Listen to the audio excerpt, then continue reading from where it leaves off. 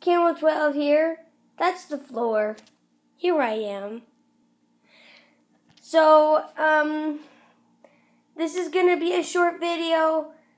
The reason I'm doing this is because, do you see this? This is my cat, Swizzle.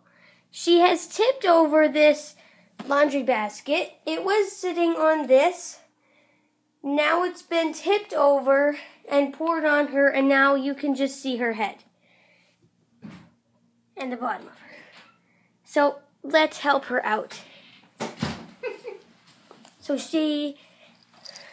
Oh, she's fine. Just leave her. There you go. She's exposed. She's free. She's exposed. Thanks for watching. Bye. Peace. Here,